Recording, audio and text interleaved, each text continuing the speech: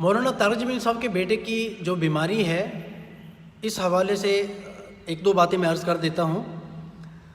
کہ some time آدمی کے اوپر کبھی کبھی کچھ ایسی کیفیات آتی ہیں، جس طرح کی ان کو بیماری تھی نا،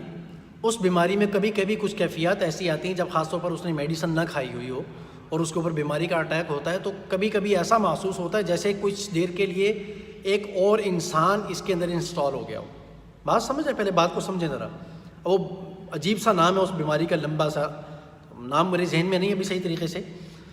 تو اس بیماری میں ہوتا یہ ہے کہ کبھی کبھی انسان کو ایسے لگتا ہے جیسے اس کے اندر ایک اور انسان تھوڑی دیر کے لیے آ گیا ہے، انسٹال ہو گیا ہے، اور انتہائی وحشی انسان ہوتا ہے جو اس کے اندر تھوڑی دیر کے لیے آتا ہے۔ ہوتا وہی ہے لیکن اس کو محسوس ہو رہا ہوتا ہے، کیفیت ایسی ہوتی بیماری میں۔ تو وہ جو اس کے اندر سے کیفیت ہوتی ہے وہ ایسی ہوتی ہے کہ وہ انسان اس کو یہ کہہ رہا ہوتا ہے کہ اپنی فلاں جگہ پر ہرٹ کرو، فلاں جگہ گولی مارو، فلاں جگہ سے اپنی رگیں کاٹ دو، وینز کاٹ دو، اپنی فیملی میں کسی کو ہرٹ کرو، کسی کو مارو، برتن توڑو۔ یہ برتن توڑنے والی کہانی گھروں میں تو بہت چل رہی ہے نا، آپ نے تو بہت سنی ہوگی میاں بیوی کے ہاں۔ میں نے خود اپنی آنکھوں سے دیکھی ہیں۔ ایک دفعہ میں اپنے گاؤں میں تھا تو ایک ہمارے سر تھے، وہ ان کا کچھ مسئلہ چل رہا تھا گھر میں، تو میں انگلش پڑھتا تھا ان سے۔ میں گلی سے گزرنے لگا تو وہ اندر سے نکلے، اتنا بڑا ڈھیر اٹھایا ہوا سارا کا سارا انہوں نے برتن نالی میں پھینک دیے، اور اچانک ایک دم سے اندر چلے گئے، پیچھے سے ان کی بڑی بہن نکل آئیں اور میں نظر آ گیا ان کو، مجھے پہچانتی تھی۔ کہنے لگی آفا صاحب دیکھو یہ آپ کے سر نے کیا کیا۔ میں چپ کر کے چلا گیا، میں نے کہا میں کیا ان سے بات کروں۔ تو خیر بہرحال یہ برتن پھینکنا، توڑنا، اس طرح کی کیفیات انسان کے اوپر آتی رہتی ہیں۔ جب ہمارے اوپر جو صحیح سالم بیٹھے ہوئے ہیں ان کے اوپر آ جاتی ہیں تو بیچارے بچپن سے بیمار تھے، کتنی تکلیف میں زندگی کاٹی ہوگی انہوں نے خود اور ان کی پوری فیملی نے، کیسے ان کو پوری زندگی انہوں نے سنبھالا ہوگا۔ بات سمجھ رہے ہیں؟ یہ کیفیت ایسی ہوتی ہے۔ اب آپ اس کو ذرا آسانی سے سمجھیں۔ جب ایک انسان اپنی انسانیت کے اندر ہی باقی نہیں ہے، وہ خود اس کے اندر ایک دوسرا انسان آ گیا ہے، تو وہ اس وقت خود وہ ہے ہی نہیں، تو اس کا کوئی بھی قول و فعل، کوئی اس کا عمل، وہ لکھنے پڑھنے میں مطلب شریعت کے دائرے میں نہیں آتا، پھر وہ چیزیں اس کو معاف ہو جاتی ہیں۔ یہ ایسا ہی ہے جیسے کبھی کبھی انسان کے اوپر کچھ جنون پن کی کیفیت طاری ہو جاتی ہے نا، تو اس کے بعد اس کی طلاق اور اس طرح کے جو احکامات ہیں وہ بھی اس سے معاف ہو جاتے ہیں، کیونکہ وہ اس وقت اپنے قول و فعل کا مکلف ہوتا ہی نہیں ہے۔ اچھا، اس بیماری میں ہوتا یہ ہے کہ جیسے آپ اس کی مثال سمجھیں، اگر آپ لوگ ہپناٹزم اور ٹیلی پیتھی کو جانتے ہیں تو آپ ذرا سمجھیں۔ ٹیلی پیتھی کی ایک بہت ہائی قسم ہوتی ہے ہپناٹزم کی، جس میں دوسرے بندے کے اوپر فل توجہ اور اٹریکشن کر کے اس کو مکمل طور پر اپنے قابو میں کیا جاتا ہے، اور اتنا زیادہ قابو میں کیا جاتا ہے کہ اگر اس وقت میں کوئی آدمی ماہر ہو اس کا، اور وہ بینک کے اندر داخل ہو، کیشیئر کے پاس جائے اور اس کے اوپر پوری آنکھیں گاڑے اس طریقے سے اور اس کو اپنی توجہ میں کرے، اور اس کو اپنے دماغ سے میسج دے کہ ایک بڑا تھیلا بھر کے پیسوں کا نکال دیں باہر۔ اب وہ دیکھنے میں تو وہی کر رہا ہے نا،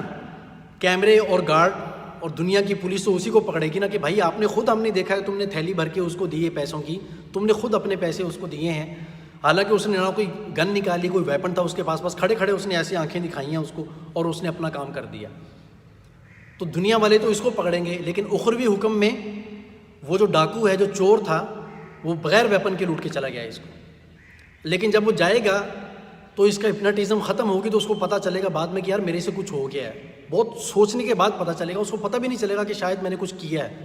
بڑی مشکل سے اس کو پتہ چلتا ہے۔ بالکل اسی طریقے سے پہلے زمانے میں اس کے بہت زیادہ لوگ ماہر ہوتے تو اس کے ذریعے سے لوگ مرڈر کرتے تھے لوگوں کا، جس کو قتل کرنا ہوتا تھا اس کے پاس جا کر اس کو ہپناٹائز کرتے تھے اچھے طریقے سے، آنکھوں میں آنکھیں ڈال کر، جب وہ ہپناٹائز ہوتا تو پھر اس کو کہتے کہ اپنے آپ کو گولی مارو، اور گولی بھی یہاں مارو یہاں مارو، جہاں اس کو آرڈر دیتے تھے وہاں گولی مارتا تھا۔ اب وہ دنیا کی نظر میں کیا ہوا کہ اس نے خودکشی کی ہے، خود اپنے آپ کو گولی ماری ہے، لیکن اللہ کے ہاں اصل قاتل کون ہے؟ یہ اس کو ہپناٹائز کرنے والا۔ بالکل اسی طریقے سے اس بیماری کے اندر بھی کبھی کیفیات اس طرح کی آ جاتی ہیں کہ وہ انسان خود اپنے آپ کو کاٹنے کو بھاگتا ہے۔ ایک آدمی کا اپنا بھی مشاہدہ ہے کہ جس نے یہ بات کہی تھی کہ وہ کسی فیملی کے ہاں گیا تھا تو ان کا بھائی اچانک بیٹھے بیٹھے کھڑا ہوا، بھاگا کچن میں جا کر اس نے چھری اٹھائی، اور جیسے اس نے چھری اٹھائی اور اپنی رگیں کاٹنے لگا تو اس کو دوسرے بھائی نے جمپ لگا کے اس کو پکڑ لیا اور بچا لیا، حالانکہ وہ خود بھی زخمی ہو گیا تھا۔ تو بھائی ایسے حالات میں اگر کوئی انسان دنیا سے زندگی گزار کر مشکل میں چلا گیا ہے تو اس کے بعد کیوں کسی کے بارے میں اس طرح کی باتیں کریں؟ شکر کریں آپ اللہ تعالیٰ کا کہ آپ کی فیملی میں کسی کو یہ بیماری نہیں ہے، اگر لگی تو پھر پتہ چلے گا کہ مارکیٹ میں بھنڈی کا بھاؤ کیا چل رہا ہے۔ سمجھتے کہ نہیں سمجھتے؟ پھر پتہ چلے گا کہ ان کی فیملی نے اور ان کی لوگوں نے اور اس بیچارے خود انسان نے کس مشکل میں زندگی گزاری ہوگی۔ اور یاد رکھنا، اگر یہ باتیں آپ میڈیا پر اس طریقے سے چلائیں گے جیسے کہ چل رہی ہیں کئی دنوں سے، اور ان کو تانے دیں گے فلاں ایسا ہے فلاں ایسا ہے، بھائی وہ مسیحا انسان ہے جس کے بارے میں اس طرح کی باتیں کی جا رہی ہیں۔ وہ جو بیٹا تھا وہ چلا گیا، وہ تو کتنا بڑا مسیحا تھا، حضرت مولانا تاج میر صاحب خود بتاتے ہیں، پورا گاؤں اس بات کی گواہی دیتا ہے۔ اور کسی نے ایک ویڈیو ڈالی، کوئی پاگل کھڑا ہوا ہے ویسے ہی گاؤں دیہات میں، کوئی اس کی تصویر لے کر اپنی ویڈیو کے اوپر ڈال کر اس کو تھمب نیل بنا کے ڈالا ہوا تاکہ لوگ اس کو کلک کریں، نیچے لکھا ہوا ہے مولانا تاج میر صاحب کا پاگل بیٹا، نعوذ باللہ من ذالک، حالانکہ وہ ہے ہی نہیں۔ یاد رکھیں، حدیث پاک میں آتا ہے اگر کوئی انسان کسی کو تانا دیتا ہے اور اس طریقے سے کسی کو پریشان اور تنگ کرتا ہے، اس وقت تک اس کو موت نہیں آتی جب تک وہ خود اس مرض میں مبتلا نہ ہو جائے۔ خدا سے ڈریں، خوف کریں، صرف پیسہ کمانے کے لیے، ویوز بڑھانے کے لیے کسی کے بارے میں اس طرح کی باتیں نہیں کریں۔ اگر اللہ تعالیٰ نے آپ کی فیملی میں یا آپ کی فیملی میں آگے بیٹوں میں بیٹیوں میں کسی کو اس طرح کی بیماری لگا دی، تب عقل ٹھکانے آ جائے گی۔ جنہوں نے اس طرح کی باتیں کی ہیں، معافی مانگیں جا کر ان سے، سمجھتے ہو، اور اپنی خیر منائیں۔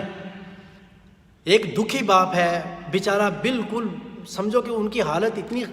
غیر ہو چکی ہے کہ پوری زندگی میں ان کے قریب رہا ہوں، بات سمجھتے ہیں، ان کے قریب رہا ہوں، میں نے ان سے مصافحہ کیا ہے، ایک گھر کی دیوار کے ساتھ ہمارے ایک جاننے والے دوست کا گھر ہے، تو اتنا قریب میں ان کے رہا ہوں کبھی، تو میں نے تو ان کے بہت خوش دیکھا ہے، پوری زندگی میں کبھی بھی اتنا غمگین نہیں دیکھا۔ اور وہ پہلے ہی دکھی ہے، اس طرح کی خبریں شائع کر کے، اس طرح کی ویڈیوز بنا کے ڈال کے ان کو اور پریشان کر رہے ہیں،